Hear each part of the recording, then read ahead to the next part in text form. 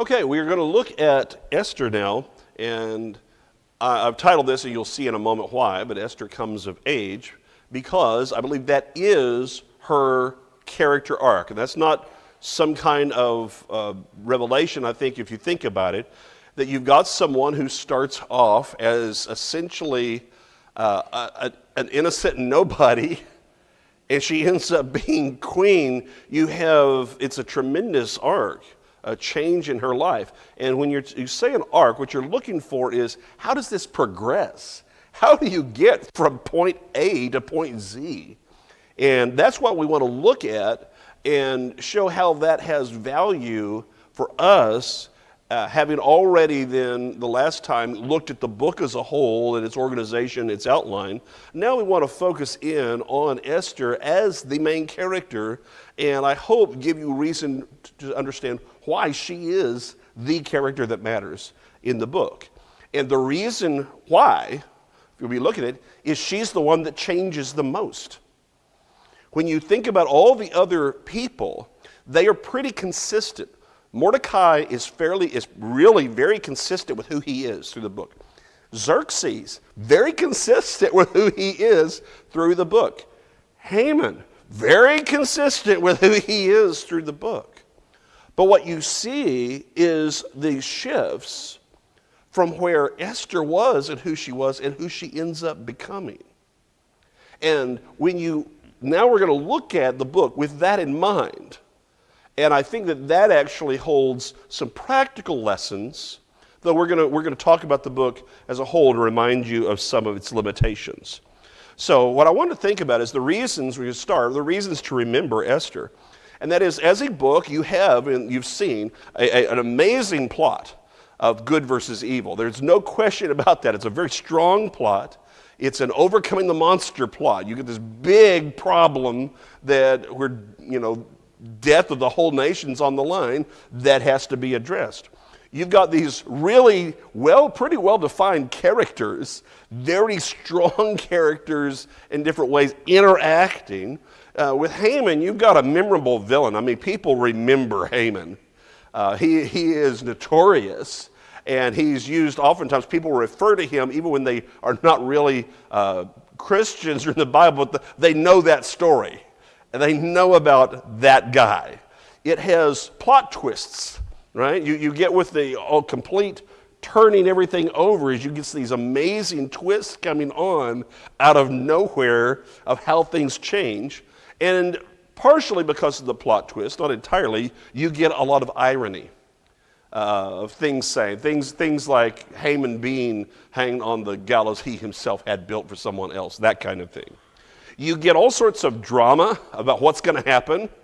And one of the things I hope that I was able to carry forth was how it was written with each episode in a way that there was suspense about what's going to happen next. That it was built that way. You can tell in many ways that this was built to be told and read at a large gathering. It just is written in such a way where it draws you in, and then it kind of catches you, and you're saying, what next? And so you're ready for the next part. It's so well constructed. And of course, there's also humor. There is, through some of the irony, you get some humor in the book. That you can just see the faces of what happened, especially when you have right in the middle of that book where Haman is now thinking he's going to be honored, and now he's having to lead the honoring. Just that picture, watch him thinking through your head of what that had to be, that was really something. So it's not your average story, right? It's not just any story. And here's what I want you to remember as part of that then. When you remember Esther, things I would hope you would remember. Number one is you've got inspired history of a significant event. So while we've looked at it from a literary kind of point of view, you're talking about something that is historical. It is so powerfully written as literature that people sometimes will doubt the history part, because it's just too good a story. So if it's written well as history, this is the kind of what you do. This is what makes you a scholar in certain circles. is it's done so well that it can't be right. I'm like, say that about your own work, dude. So that's kind of the problem you get sometimes of these things. But it's so grounded in the reality of ancient history. You have Xerxes as this character, and the way in which his name, he's not named Xerxes. They didn't adopt and needed, when this would have been written, they had not yet had that main line. They knew of the Greeks, but the Greeks had not yet become the dominant power. Persia was. So their naming convention through Hebrew is coming through Persia and Persian, rather than what happened with the Persians. When they interact with the Greeks, then his name is going to come through Greece. We get our naming of him through our Greek sources, and therefore he becomes Xerxes when you put it into the Greek alphabet. That's where the difference is. But it's that grounded in history. It's also interesting that he specifies Susa, and one of the reasons why that matters both times is that the kings did not stay the same place usually throughout the year. But Susa, Shushan, was the palace that they would go to during the winter months because it was down further south and on the plain, whereas they would go to the older one like Ecbatana when it was for summer because it's higher, you get in the mountains. So they could be cooler. You didn't want to be in. So it's interesting that you just have the subtlety of some of that going on, as well as what we've seen, the road system and the communication system that is mentioned multiple times. It's not that it's trying to go out of its way. It's part of the way it's expressed as a story, but it is completely in keeping with the way in which that system operated. The book of Esther also provides depth to the history of Xerxes. You are not going to get this story told by the Persians, are you? Why would they? There might be some incidentals. I got a book recently trying to get some more information, but they just don't have a whole lot of stuff. They didn't write up this kind of material.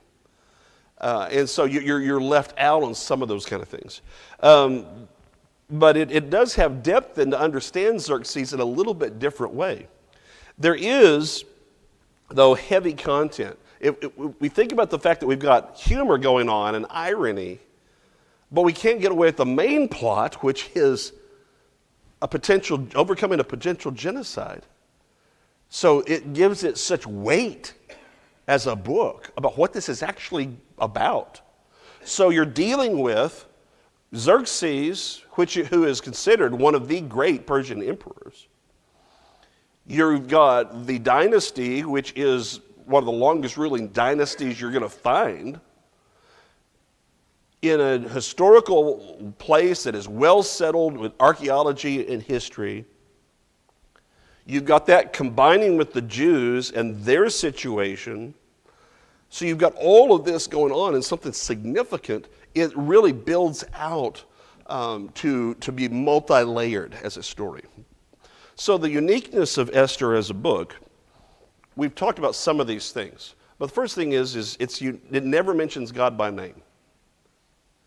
You don't see the name. That's one of the reasons that people will say, well, that means it's not inspired. Well, that's not exactly reasoning on a high level, my friend. What other? You're assuming something that God would have to put himself in it for it to be inspired? Why? No requirement there. So because of that, some believed it should be taken out of the canon of Scripture.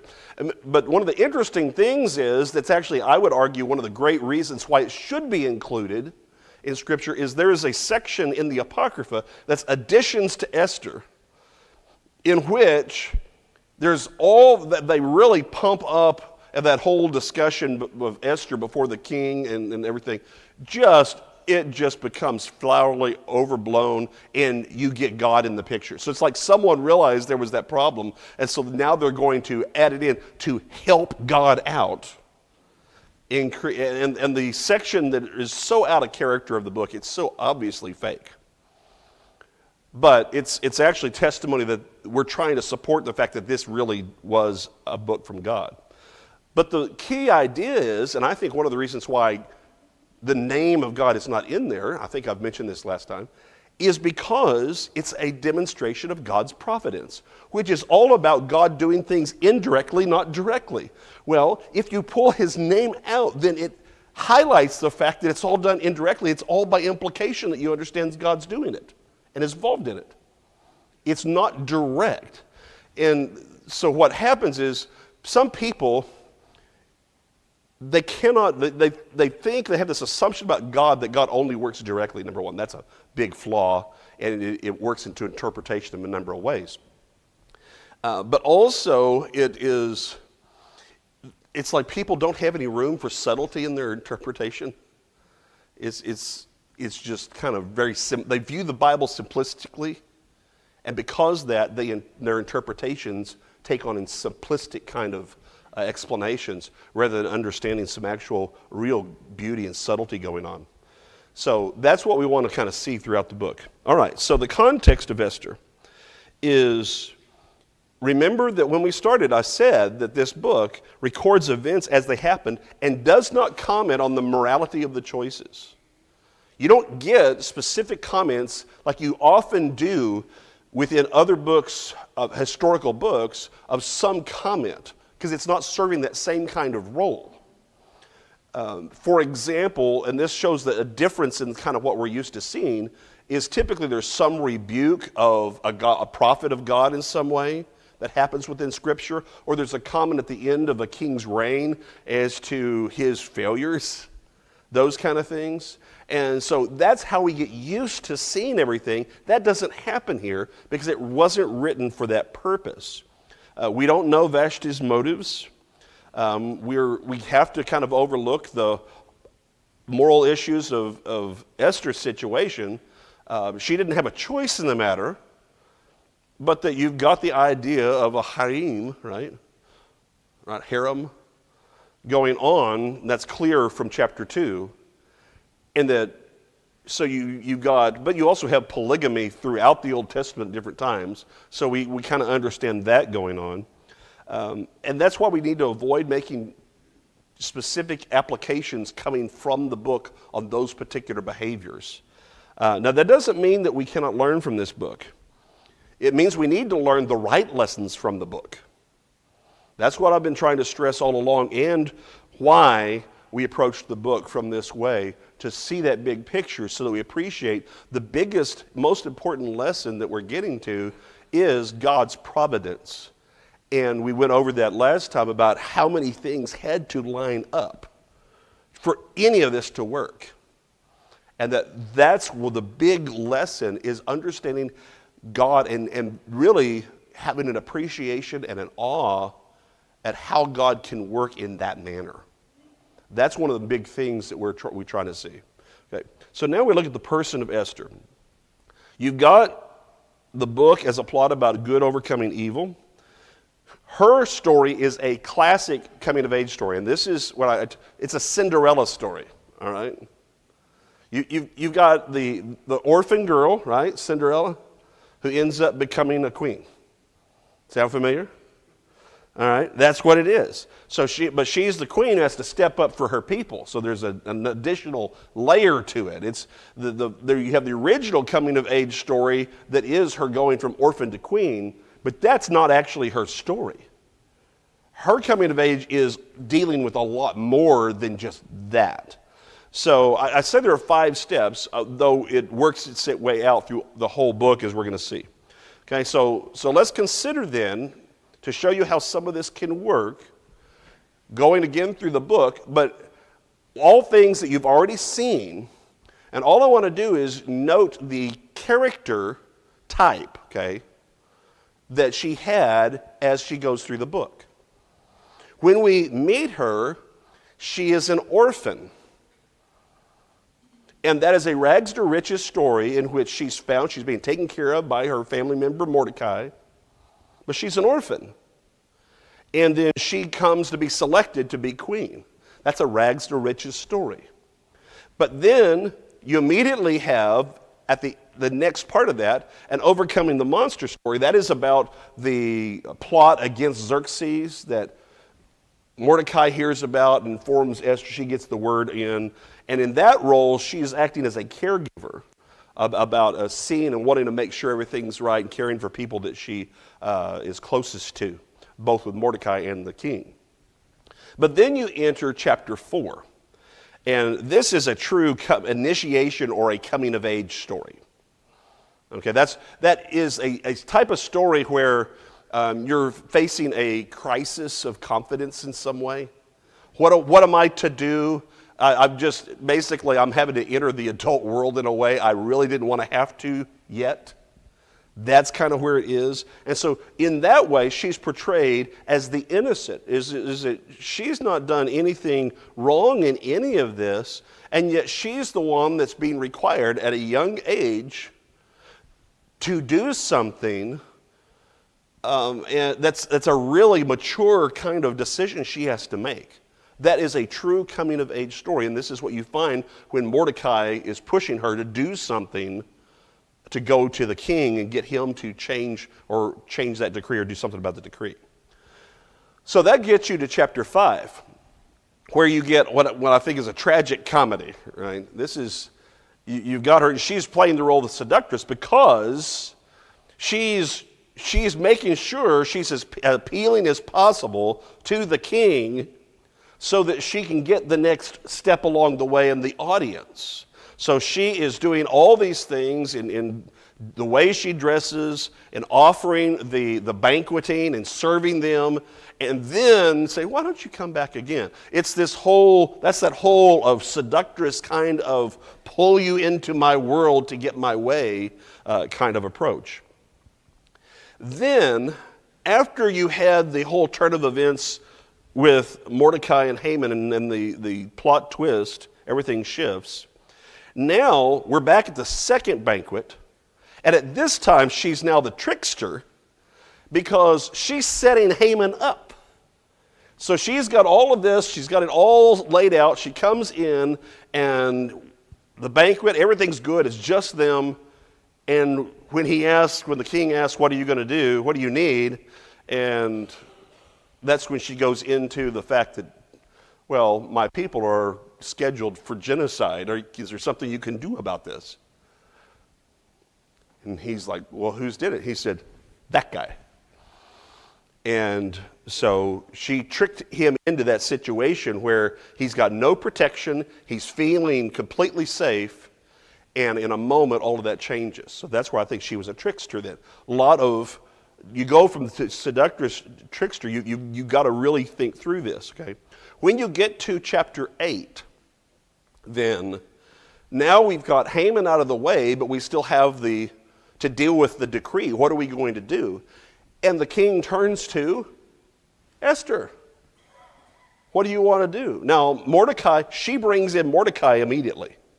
But Mordecai's not there yet. She's the one who's pulling Mordecai in, and now from there, requiring a writing of a different decree in order to change things up. She's the hero now who, through her actions, is doing something that's going to completely change what ends up going on within their fortunes. That's why at that moment, when I said she's the hero, that's where she is, and that's where everything culminates. Okay, when that's done, it's pretty much a given now. That's why we talked about that as being the climax. Pretty much a given what's going to happen.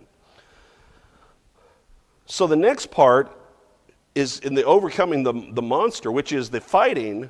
Now she's not fighting, but the king in the process of that fighting is going to her for, well, what do you want to do now? So she's giving the king advice. So she's a sage. And then when you get to the initiation story, which is about how you end up with the Feast of Purim, she is there. They are working this. That's responding to the situation. Mordecai is kind of doing the writing, but she is acting as Queen Esther to seal everything and make it official for the Jews as Queen of Persia. So she's now a ruler. Okay, so hopefully now, having gone through this, that all made sense to you. But I wanted you to see this arc of, as you go through this, how her role shifts as you go through the book. And in seeing that, she's now gone from orphan to a ruler role through all of these different kind of occurrences. And remember, this happens in a pretty fast pace. You know, you do get a separation between when she was actually put in as ruler or as queen, between that and then the events of chapter 3. But on the whole, this kind of pacing of how she progresses is very quick. So now, with all of that background in mind, let's really look at lessons we can learn. I think there are 5 main lessons that you learn from Esther, and it's all practical. Okay? In that way, it's almost operating as wisdom literature because it's practical advice. It's not moral advice, it's practical advice. Of because the question I asked myself is, how did Esther accomplish this? And the first thing you learn and you want to do is know how to take advice. When you meet her originally, the thing that stands out the most is how carefully she followed Mordecai's advice. Right? That is the thing. That's what set her up for success, everybody, is know how to take advice. So here are some specific ideas on what that means. Because, you know, it's one of those, everybody thinks they know how to take good advice. I think we need to break into it and look at exactly what she did. You start by, you listen to the advice of people who have a good track record of looking out for your best interest. It's a really bad idea to follow the advice of someone who's really good at looking out for their best interest. Okay, that's bad. Okay, if you want to be easily manipulated, that's your guy. Okay? If you want to be able to grow and move forward, you want someone who's interested in helping you. That's their background. Okay? So you should be interested in people who have shown essentially that they have poured themselves into you. They've shown interest in you and your situation getting better, not theirs. Also, if you want to know how to take good advice, listen to those who know things you do not know and have experience you do not have. Now that seems pretty basic if we're talking about advice, doesn't it? But it is not actually as automatic as you would think. A lot of times people will go to the people who know as little as they do and have the same experiences they have for advice. Right? We're going to talk to our peers, right? Talk to all the same people who, let's be blunt, are as ignorant as we are, thinking we're going to get a better outcome than if I, in my own ignorance, decided to decide something. Okay? Instead, we ought to be looking for people that actually know something about that, whatever we're needing advice on, and have good experience with it. They know how to do it. And a practical way of thinking about this is, you know, if you're needing advice on, say, marriage, who do you go to? Do you go to people who have shown that they can work through issues and really deal with it and have been married a long time? Or do you go to the counselor who's on his 3rd wife? No, you know, I'm just going to tell you, no amount of degrees is going to convince me he knows what he's talking about. Okay? So why? Because that's how advice works. It could be he could give good advice, he just can't follow his own advice. That could happen. But you're really looking for someone who knows what they're talking about. The third thing is, and this is specific to how she looked at Mordecai, even though it was not her actual parents, is listen to the wisdom of your parents and others like them as a matter of respect and value, not just age. I think sometimes when we describe why you should honor your father and your mother, it ends up being a honor old people kind of thing, rather than appreciating how much they've done for the first two parts of this advice. How much they've invested in you and how much experience and wisdom they have because of where they are in life. And that's part of what you're looking for. Now, is that an absolute? No. Not everyone has great parents. That's true. But as a general rule, that's why I said, and others like them. Those are who've shown this, and that's what we want to think about. Okay. Second lesson I think you can learn from Esther and her character arc is how to make decisions with integrity. Okay. Now, I don't know about you, about making decisions. I would say that there are a lot of people, let's start this. A lot of people start with the idea, but I wish I could make the decisions. That is the person who's never made decisions. Right there, that's a giveaway if y'all don't know. Because it's not what you think it is. Number one, they pile up about all these different things you have to do. And there's a weight to them because you're affecting other people. Now, some people, if they don't have integrity, they don't care because they're just caring about themselves, right? Hitler had no problems making decisions. He had no integrity. So, how do you do this with integrity?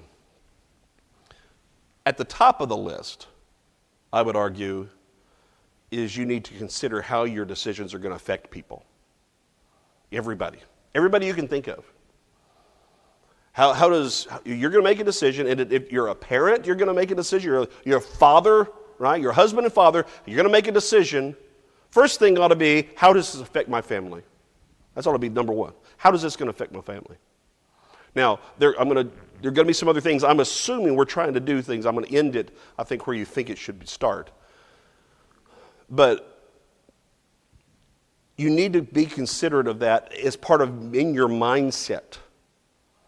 So every time when you go through, for example, I have to decide the school, how does this affect the students?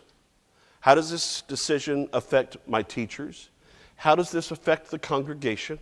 How does this affect supporters? How does this affect the brotherhood? I need to be considering that based upon what the nature of the decision is. Okay? And elders have to do this. This is every time they get together, they're trying to think about these things. How does it affect people? Okay? Second idea, though, in making decisions with integrity is make decisions from faith.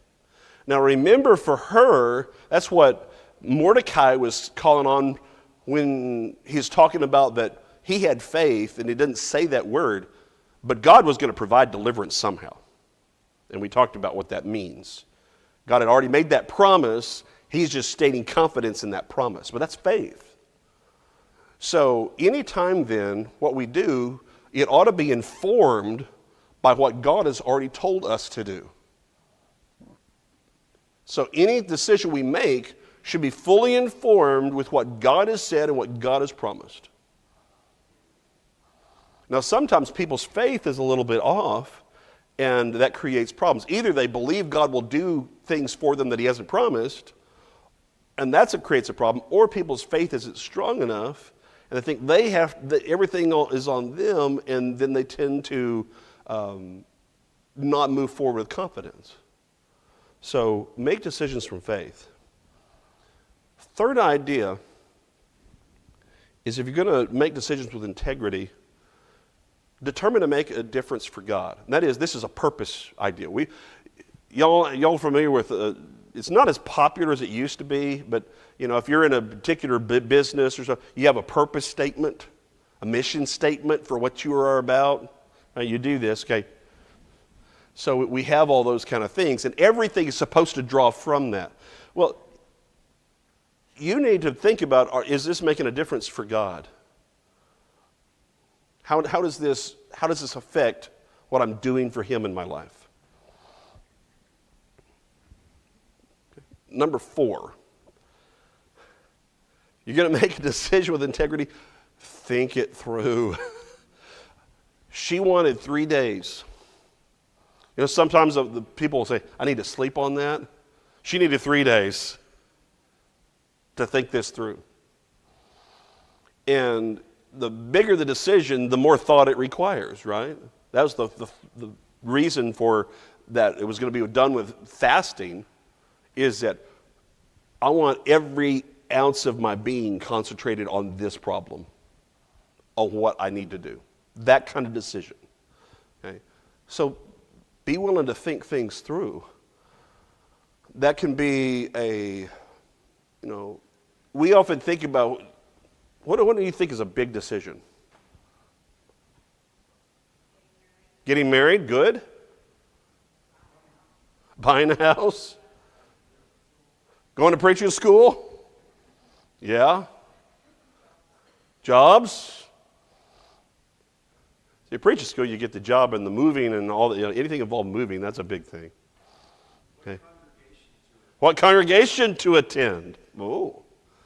Things you should think through. Things that have a real bearing on your future. Right? Okay. So, one of the things when you're trying to make decisions is the hard part, and yet a very important part is, if I make this decision, and it's impossible to do this perfectly, so don't anyone think that you can, how does this play out? What are the consequences for it that I can tell? What are going to be the challenges? Right? All those kind of things, to have thought it through. Because otherwise, we just make a decision and then we're just caught in a sea of other decisions we have to make for which we're unprepared. Okay. Instead, we ought to think it through so we can anticipate certain things. Maybe not precisely, but you're not surprised at the problem. That's why you need to think things through. But then, the 5th thing, if you're going to make decisions with integrity, is you make doing the right thing the only thing that matters. Now, notice, that's why I wanted to wait on this, because all of these other things should be considerations of, usually, as you're trying to put together what does God say to do. The tendency can be to where we only consider one aspect, one thought of what, one scripture say, and God wants me to do this, and we don't consider all the others. Big decisions, in learning to do this with integrity, you need to learn where all of this is present with you all the time. And so you can make the right thing, doing the right thing, that's the only thing that matters, is I want to get this right. So realize that when you do this, you're not going to have perfect knowledge of everything that you need to decide. Right? Wow, that just kind of burst the balloon, didn't it?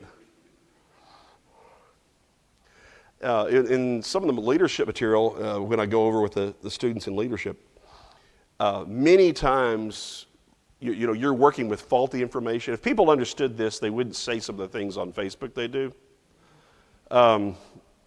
Because I hate to tell you this, but people in government are often having to make a decision with maybe 60 to 70% of the information they actually need. I think that's actually being generous. Okay? And I think that happens far more than we think about ourselves in life, of what this is going to mean, what we're going to do. So there's going to be this gap that you're always going to be crawling after the fact. Making decisions when you know you don't have all the information you'd like to have, and you want to do the right thing, you really want to do the right thing, that's pressure. You can see the elders afterwards if y'all want to verify this statement. That's real pressure, because we like to work within the realm of absolute knowledge that we know all these things, and when a lot of times we don't. But this is giving you the best opportunity to see that, because you're making all the right considerations. John?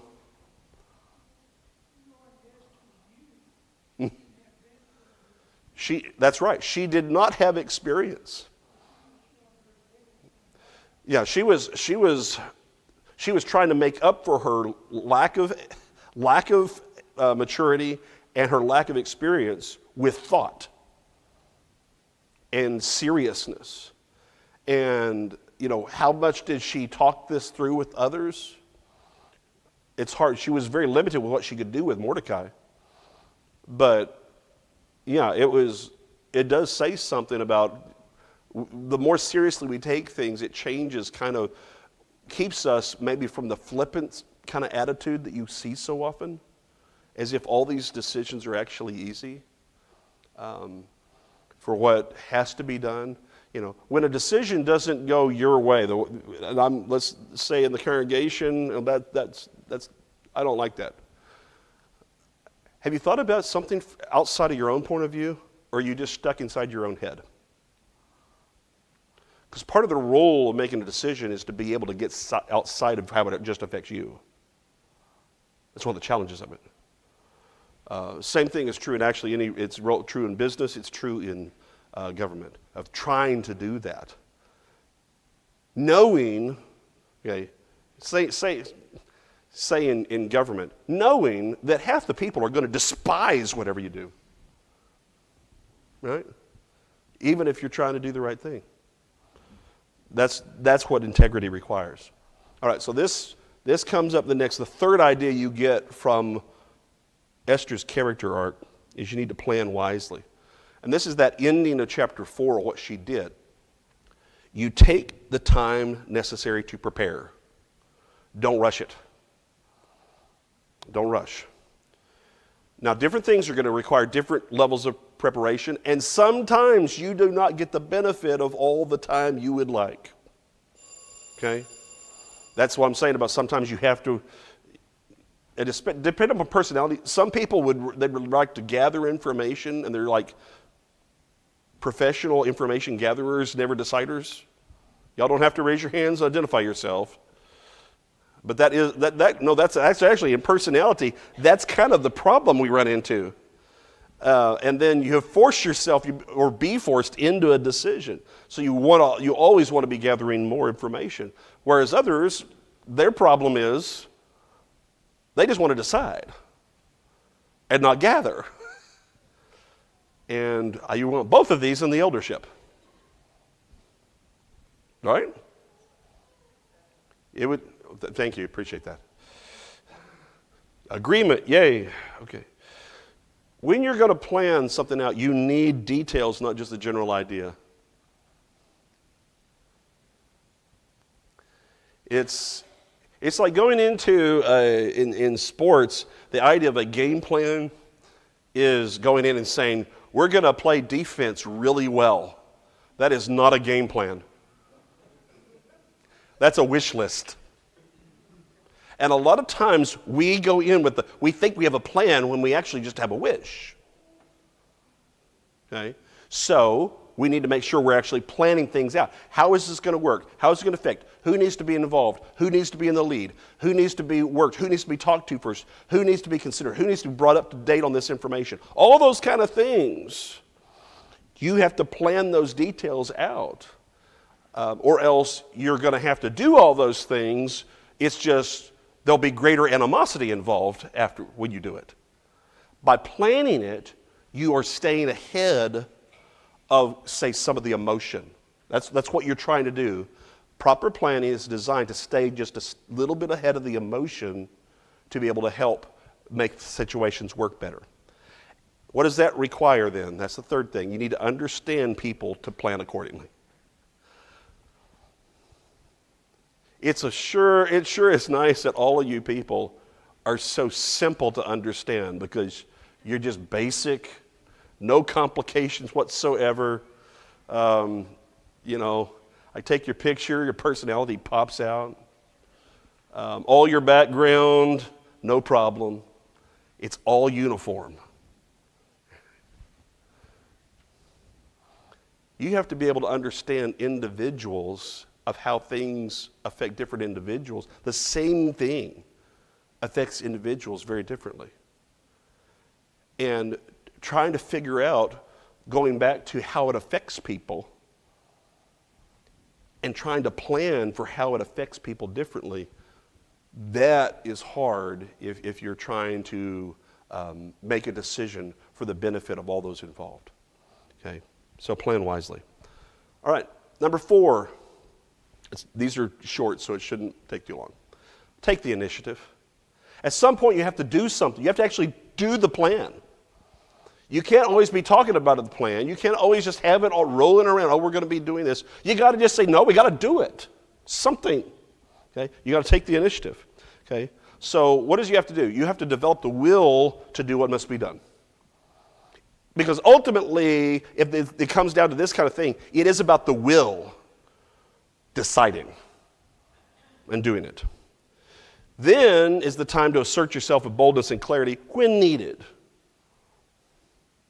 That doesn't mean you're brash about it or you're rude about it. It just, you stated, once you've made the decision, once this is what it is, then let's go and state it with confidence because you've prepared to have confidence. But number 3 really matters. Push yourself forward through meekness. Now, this is spiritual characteristic here with meekness. We often confuse this with humility. It's related. But meekness means the cause is more important than I am. I've made a decision, and I need to make this work for the benefit of other people.